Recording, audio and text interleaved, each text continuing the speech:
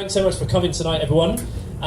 As we reach day 4 of this week of events, thinking a little bit about what it is. I guess the big question is what it is to be human, what it is that we are made for. If it's possible to think this way, are we made for more than we experience in this world? And I want you to ask you a question as we kick off this evening, as we're thinking about this theme of a longing, the human longing to belong, the propensity that every human has, it seems, to form community in some way. What kind of images come to your mind when you think about the idea of home? What kind of things do you think about if you think of home? I hope for most of us it's very positive things. That for the majority of the people in this room, as you think about home, you're thinking of warm scenes. Sorry to mention the word warm in the tent in the middle of February, but to think of warm scenes, surrounded by those that you love. Maybe you think of the people who you love most in the world, or who know you, love you most in the world. Maybe your mind pictures, I don't know, a loaded kitchen table surrounded with amazing home-cooked food, surrounded by laughter and joy and fun and warmth and coziness. That's home. For some of us in the room, tragically, I know that the word home is going to conjure up more negative ideas. For too many people in the world, home is not a place of warmth, but a place of coldness. It's not a place of love, it's a place of cruelty. It's not a place of safety, but a place of fear. And we know that's tragic because we know, don't we, that when we think about home, that is not what it should be like.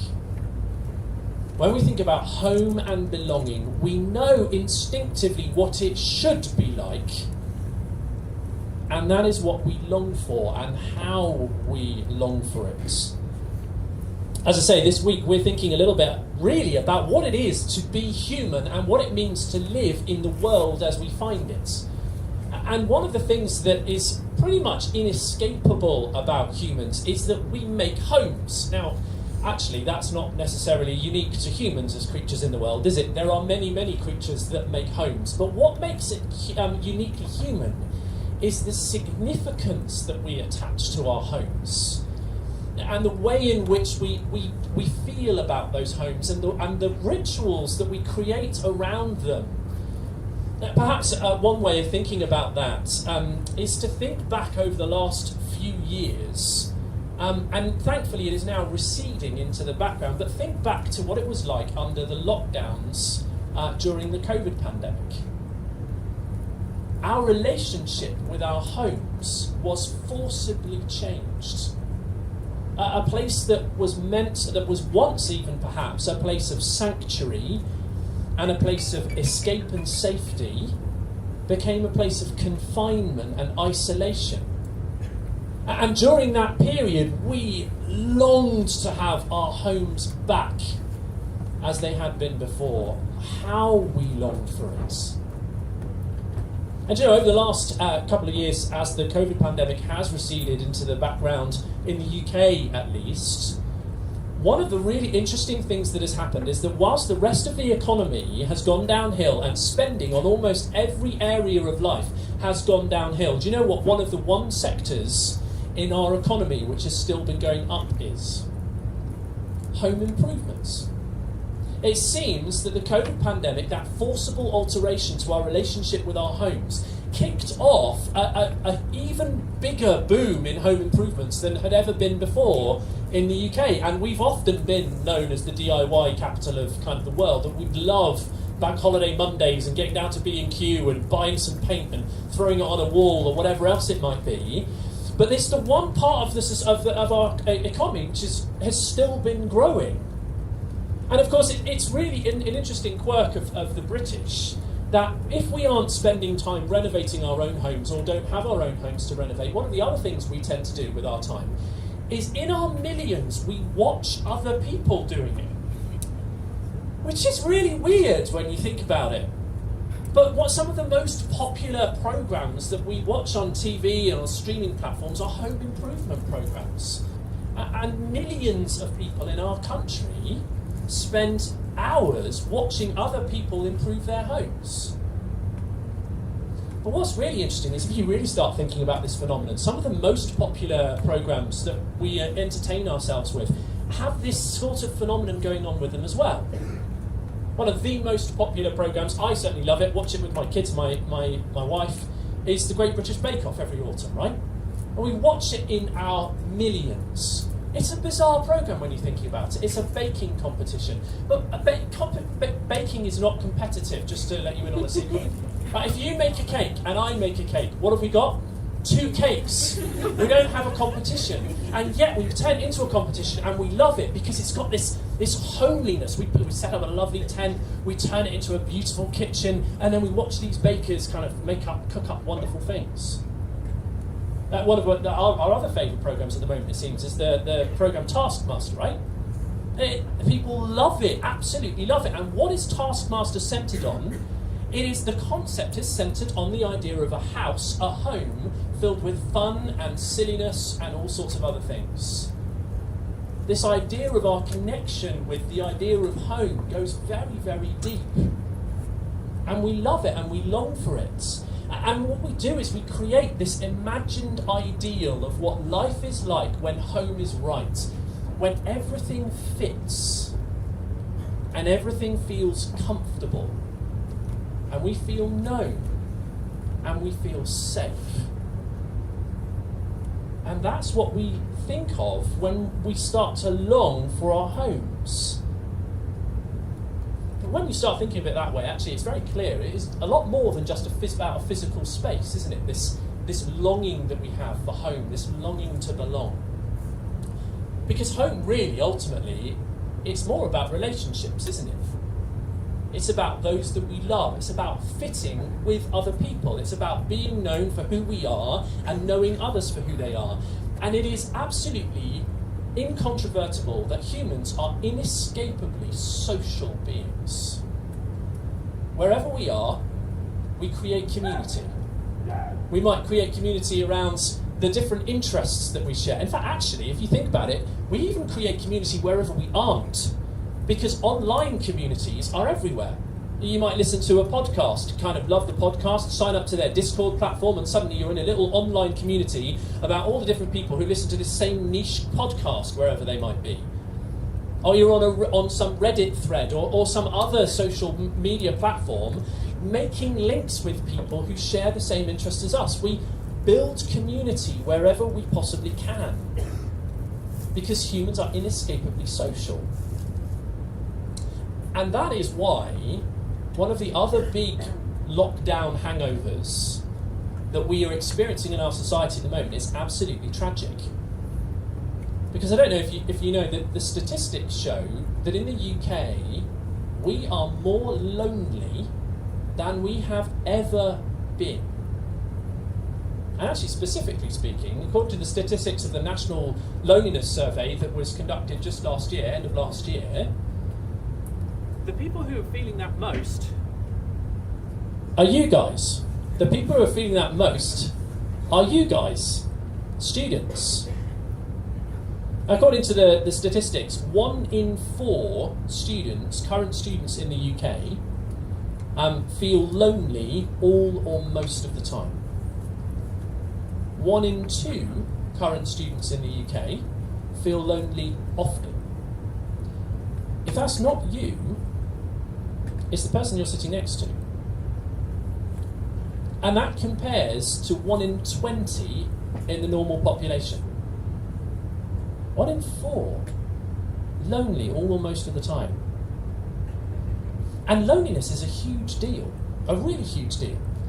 Because it's been shown that studies have been done on the phenomenon of loneliness, and it's been shown that loneliness is a huge independent risk factor for all sorts of health problems. Not just mental health problems, which might feel and sound obvious, but even physical problems. Cardiovascular disease, heart disease, and even lung disease. If you are lonely, you are at higher risk of cardiovascular disease and lung disease later on in your life. So much so that since 2018, the UK government has had a Minister for Loneliness. There is a politician who sits in the broader cabinet whose remit is to tackle loneliness. That's how big a deal it is.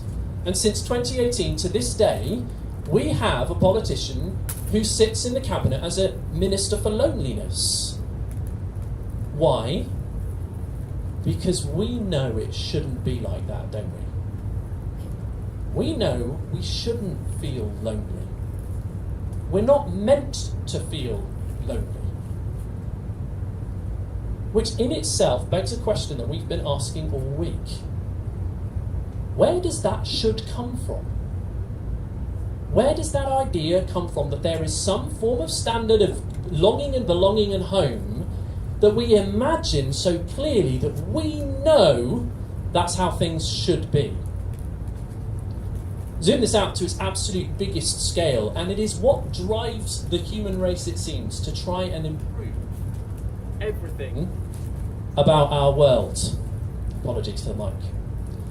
We try and make our world a better place.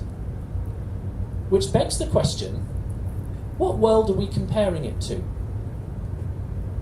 There's a sociologist called Steven Pinker who's a professor at Harvard University who has written on this huge amount. He's written a number of books, objectively measuring the standard of living globally and historically. And what Steven Pinker shows is that standard of living globally and historically has never been better. We have never lived in a world that is a better place than the world that we live in today. Objectively speaking, on all sorts of objective measures, the world has never been better. Measures of violence are down compared to any point in history. Measures of equality are up compared to any point in history. Measures of poverty are down compared to any point in history. So much so that Steven Pinker writes this: if the past is a foreign country, it is a shockingly violent one. It is easy to forget how dangerous life used to be, how deeply brutality was once woven into the fabric of daily existence, and it is not like that today. People today think of the world as a uniquely dangerous place, but it's hard to follow the news without a mounting dread of terrorist attacks or a clash of civilizations and the use of weapons of mass destruction. But we are apt to forget the dangers that filled the news a few decades ago, and to be blasé about the good fortune that so many of them have fizzled out. And yet, in the same breath, Steven Pinker will say, we will never have a perfect world, but it's not romantic or naive to work toward a better one. Which prompts the question, if we are living in a world which, objectively speaking, is a better place for humanity than it has ever been before, what are we comparing the world to that we want it to be better? If this is all we have ever known, and if this is all that exists, where does the idea of a better world come from? And where does our longing for home come from? It seems that one of the things that is very basic to humanity is that we live in a world longing for a home that we've never known, but somehow we know if we will get there. We know what it would be like. Which leads the author Madeleine L'Engle, who wrote A Wrinkle in Time, to say this: we are all strangers in a strange land, longing for home, but not quite knowing what or where home is. We glimpse it sometimes in our dreams, or as we turn a corner, and suddenly there is a strange, sweet familiarity that vanishes almost as soon as it comes. Call it homesickness. At the core of humanity, it seems, we long for a home we have never experienced, but somehow we know exactly what it would feel like if we got there. And the question is, where does that come from? That's the big idea that we're going to be thinking about this evening. And as we said at the very beginning, one of the things we want to do this week is give us opportunity to talk about these ideas, to think about them. These are important ideas about what it is to be human. And so we're going to spend a little bit of time, a few points this evening, just giving you the opportunity to discuss where you are on your table. You may want to discuss something that I've already said and you've already taken objection to. That's absolutely fine. I'm not going to be offended if you turn to the person next to you and say, well, he was wrong about that. But do say why. Don't just object because you just think it's wrong. Actually think it through. Why do you disagree? Explain to the person next to you. It might be that you don't really want to chat. That's absolutely fine. Just sit and listen to some of the conversations around you that are going on. But if you would like some help, there's a couple of bits of paper on each of your tables with just a few questions on it, and we're just going to raise the first two for discussion now. Based on what I've said, as we think about this, what would you say underpins the human longing to belong? Whatever it is you believe, how would you explain it? And maybe more personally, what place would you say home plays in your life? There's two questions. We'll give you a few minutes. Chat about those where you are, and I'll be back in a moment. I'm going to switch to this microphone because it seems like it's working a little bit more effectively.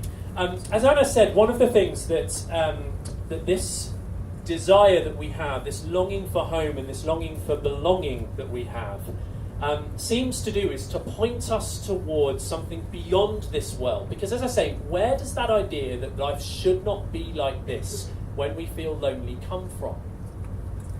And the Christian answer to that is found in the life of Jesus Christ.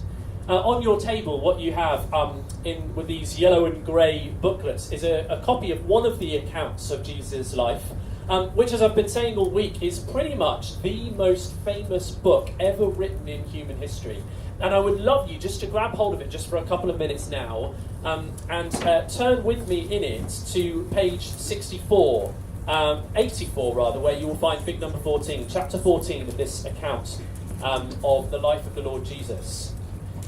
In terms of the story that John, who wrote this, is telling, as we turn to the beginning of this chapter 14, we reach a crisis point in the middle of the story. Jesus' friends, that are known as his disciples, are in an absolute crisis.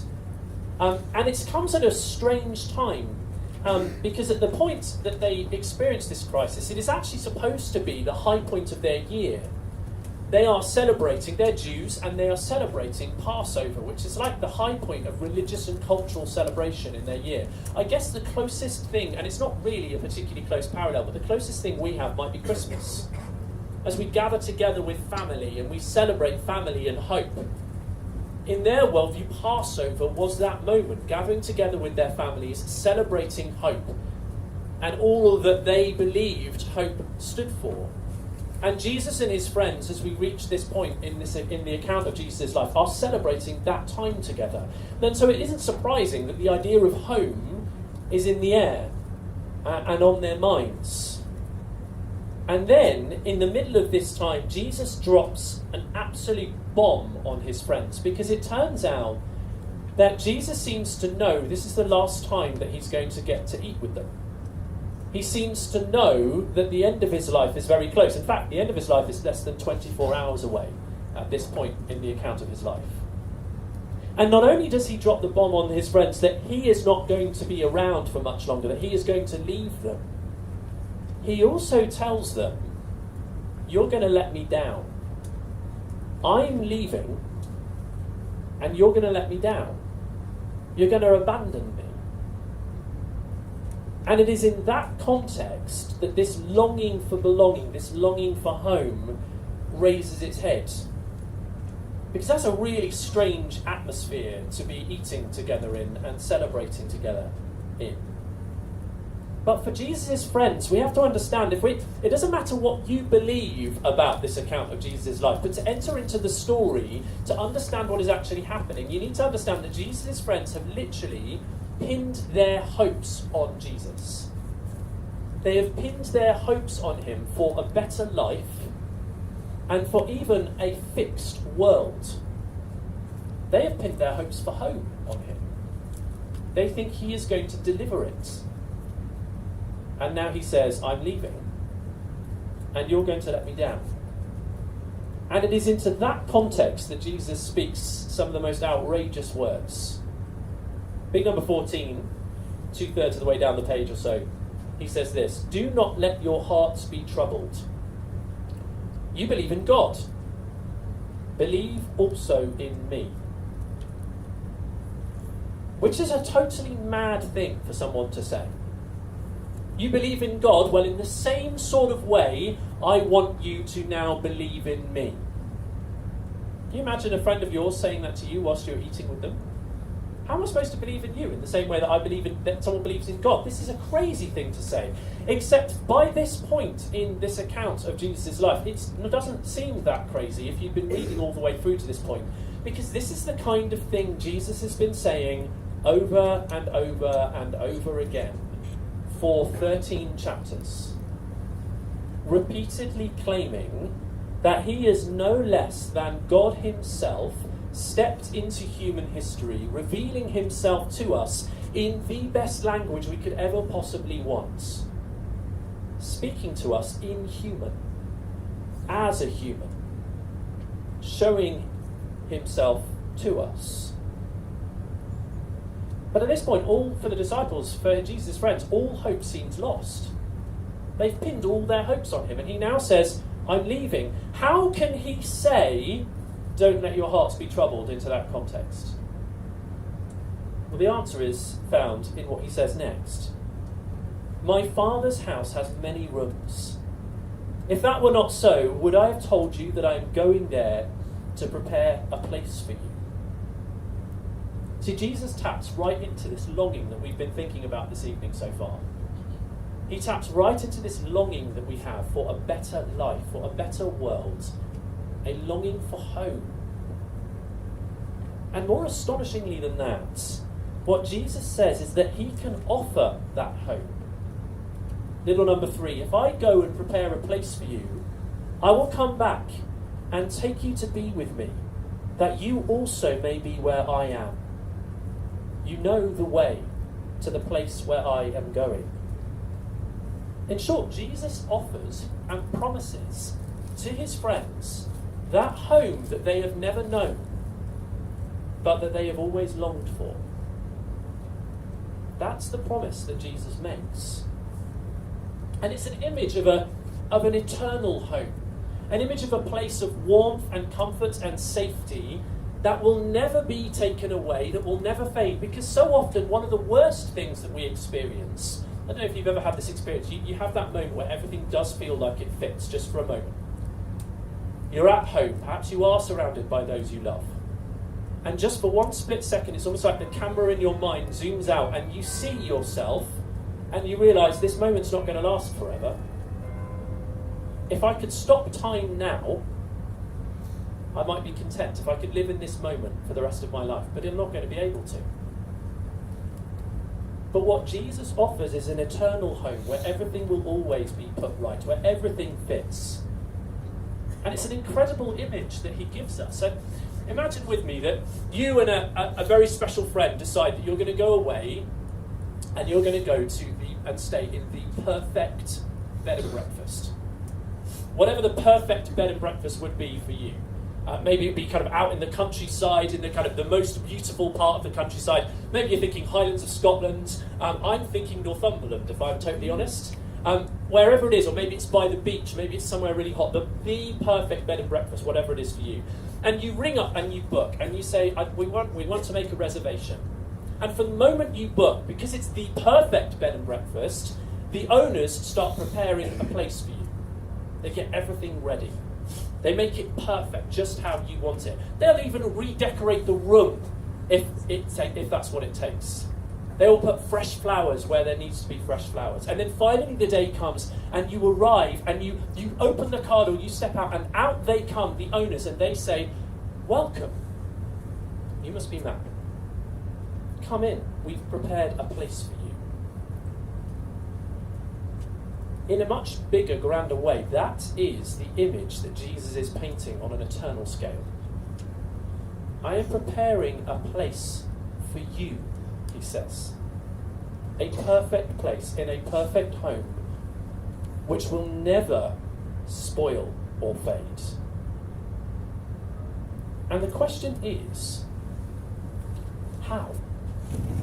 How is Jesus going to get a perfect place ready in a perfect home? And the answer is by going to be with his Father. Because Jesus' claim is that the home that he can promise the home that we long for but have never really known, is a home with the God who made us. And in order to answer the question of how he goes about preparing a place for us, well, the first thing we need to ask is, why do we need that home? Why do we need a home with the God who made us, according to Jesus? As we recognise this ache in our hearts, this ache for a place where we fit, this ache for a place for longing, it's illustrated perfectly by the fact that I'm told that almost every culture, or in fact actually every culture that's ever been studied by linguists, as far as I can gather, has a concept for the word nostalgia. Nostalgia is a seemingly transcultural, universal human experience, that humans look back to better times and imagine better times, and it drives and stokes this longing for this idea of home and belonging. We've all experienced it. And the thing is, Jesus says, the reason why that exists is because we were designed for a home that he calls his Father's house. What is it that gives nostalgia its cultural power? It's that humans across cultures and across time were designed to find their home with God, to make our home with God. The trouble is, although we experience this longing, there is also a significant part of us that doesn't really want that. Because, of course, if you ever enter anybody else's home, you're on their turf, aren't you? You ever visited a home and found the way that family does stuff really quirky and odd, and it just doesn't quite fit, and it doesn't quite feel comfortable? You've gone into a friend's house, or maybe, dare I even say it, you visited the home of a boyfriend and girlfriend for the first time, and you walk into their home. I remember this when I was about 16, 17, and I very first met my now wife's family, and it was really weird. They did things like just that my family just didn't do. It was really strange, and it felt uncomfortable. Their way of doing things wasn't my way of doing things. Well, what does that mean for being in God's home? For making home with him? It means being in a place that runs according to his culture, according to his way of doing things. But every single one of us, deep down, we are far more comfortable, happy, and frankly, we would like our way of doing things rather than that. We want to set our agenda. And so instead of one good home with one good father and 8 billion residents finding the place that they have always longed for but never fully known, instead we have 8 billion individual castles which we build and design to keep God and each other out. But Jesus says, I will make a home for you. See, the result of all that is that our reality, the experience of our reality, is that it is haunted with a memory of a home we've never known. The author Julian Barnes puts it very well when he says, I don't believe in God, but I miss him.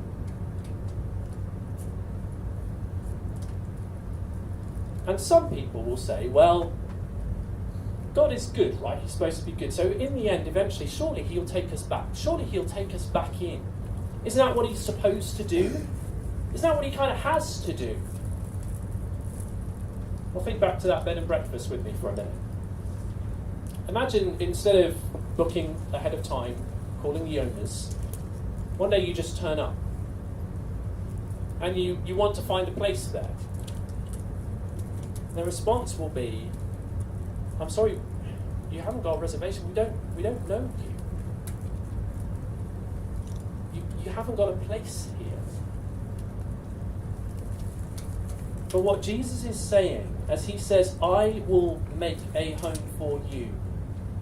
I will prepare a place for you.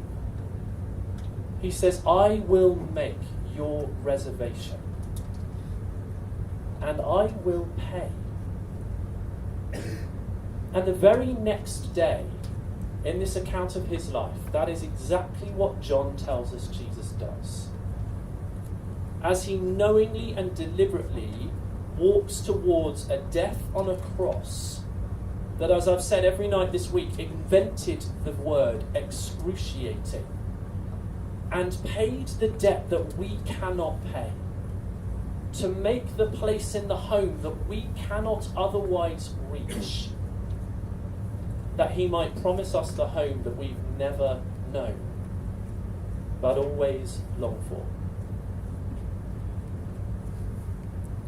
So the Christian claim, at the centre of the Christian claim, is that all of our longings, all of our desires, all of the different places that we find ourselves being driven towards are distorted but still point us towards somehow the home that we truly belong in.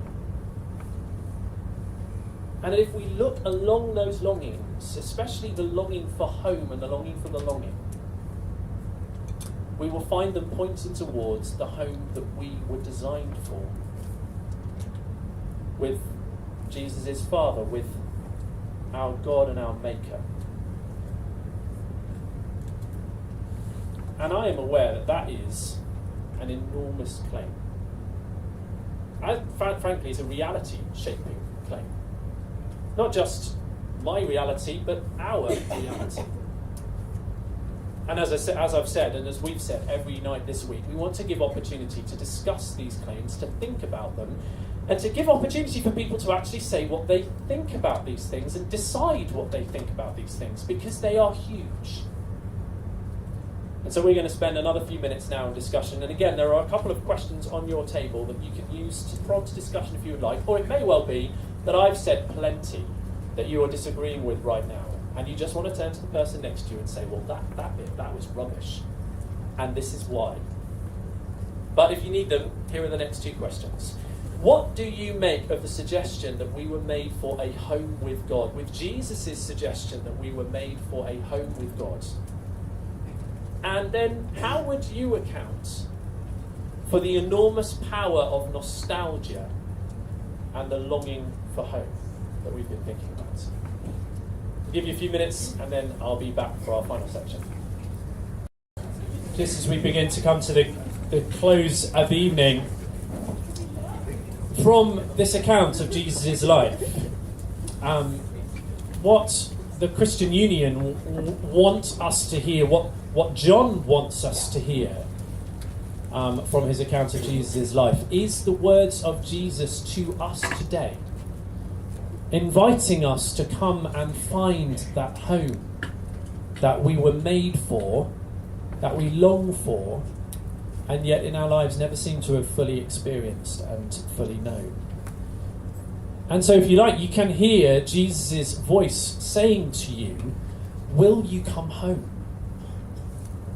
To which, of course, the obvious question is, well, how?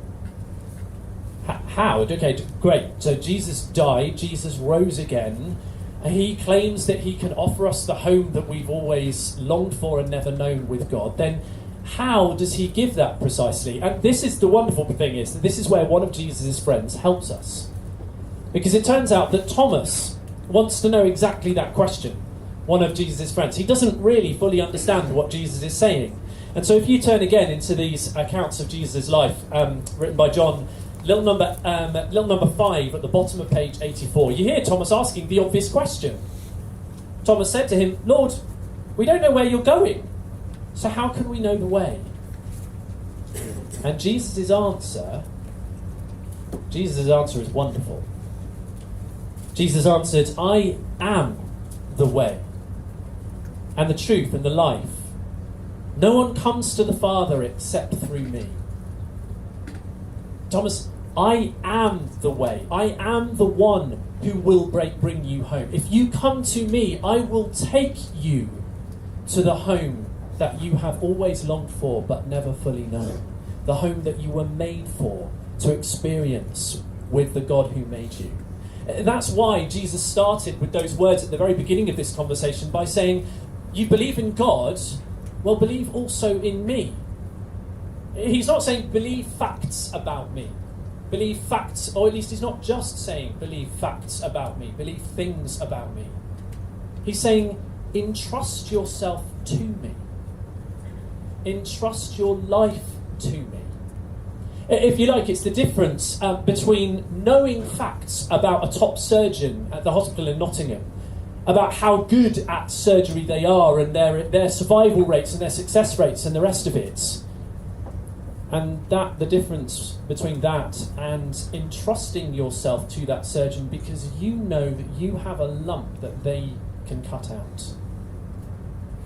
That is what Jesus is saying to his friends.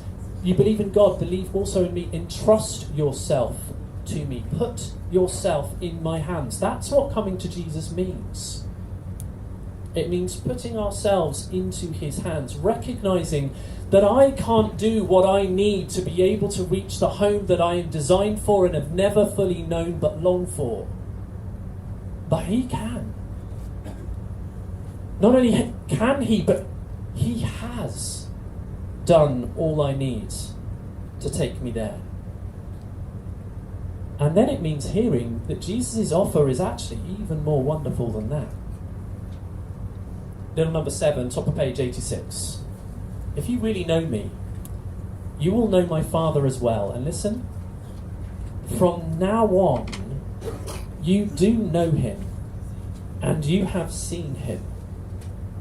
See, it turns out that knowing that home which we are designed for and long for and have never fully known, the home that we are made for with the God who made us, it can start now. The Christian hope is not just kind of put your hope in something and then one day good things will come. No, the Christian hope invades our lives now. That is what Anna was describing when she was describing her experience of loneliness and the way in which her faith in Jesus helped her through that. Knowing home begins now because actually at the end of the day, home we know isn't just a place, it's a person. And this home, the home which we are designed for, long for, and have never fully known, is this person. So he claims. So Jesus says, entrust yourself to me, and I will bring your home with God to you. And you will slowly find that longing being met. So as we come towards the end of the week, we've got one more evening event tomorrow, one more lunchtime event tomorrow. I want to ask, particularly for those of you who've been coming along to a few of these events, will you? Will you come home? And it may be that for some of you, you're thinking, I don't really know. I don't really know about this. Maybe this is the first event of these times that you've ever been to. The first time you've ever really thought about this. Or you've been thinking about these things for quite a long time and you think, well, these are good ideas, but I'm still not sure. I still don't know. That's fine. We'd urge you to keep on examining it. If you are sure it's not true, you need to have some very good reasons, because the claims that this makes are far too big to dismiss apathetically. And it might be that so for many other of us in the room say, yeah, I have come home, like Anna has described, and it's brilliant. It doesn't mean that life is always easy, but it means that the difficult things in life are pointing me to the one who helps me through. But it may be that just for some of us this evening, we're thinking, yeah, that's what I want. I want this to be true, and I'm beginning to think that perhaps it is true. I'm beginning to see that perhaps I can entrust myself to Jesus. Well, if home means having a relationship, means relationships, and it may be that you yourself are beginning to think, perhaps I'm hearing Jesus' voice speaking to me through this. Well, the natural next question to ask is, has he heard you? If you've heard his voice, has he heard yours? And so as we come towards the end of the week, I want to give everyone in the room the opportunity, if you would like to allow Jesus to hear your voice, to let him hear your voice. And yes, that does mean I'm going to give the opportunity for people to pray. And for a lot of you in the room, it might be like, whoa, this is weird. Okay, let me just say, you've come to a meeting run by the Christian Union. There is nothing more normal at a meeting run by Christians than for prayer to happen. And more to the point, there is nothing more normal and more natural than talking to the one who loves you this much. And that is what prayer is. So please just, if this is something that you find as weird and you don't want to join in, then please bear with me for a moment whilst I give the opportunity for those who do to do this. I'm going to read a prayer. You don't have to do anything. You just need to listen to it. I'm going to read it and then I will pray it. And if you would like to join in with me in saying, yes, I want to come home to Jesus, then I'd invite you to join in with me when I pray it. You don't have to do it out loud, but just to join in your mind. He will hear you. This is how the prayer goes. Lord Jesus, I'm beginning to recognise that I am made for relationship with you. I'm sorry that I've often tried to build a home away from you. Please forgive me and give me the home you promised me as I begin to live to follow you. That's it. I'm going to pray that now, and as I say, if you would like to pray it with me, then you can do that just in the silence. If you are thinking, this is weird, well, just think about something else. And I'll be back with you in a moment. Lord Jesus, I'm beginning to recognise that I am made for relationship with you. I'm sorry that I've often tried to build a home away from you. Please forgive me and give me the home you promise as I begin to live to follow you. Amen. Now let me say, if you have prayed that prayer, he has heard you and he promises to answer.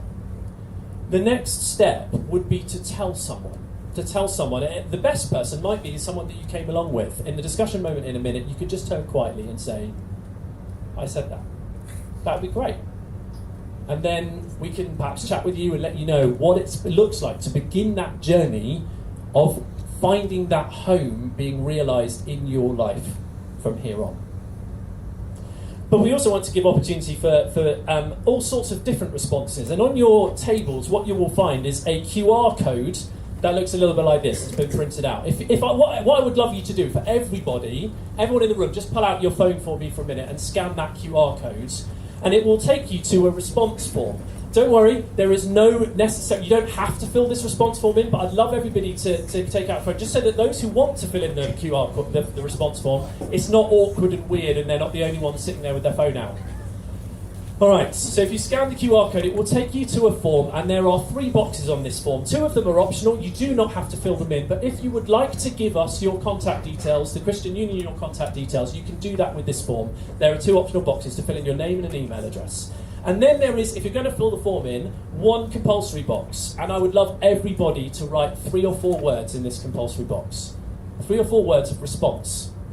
It might be that you want to say, more brownies please, 3 words. Next time, please can we have more brownies? That'd be fine. More brownies, please. That'd be brilliant.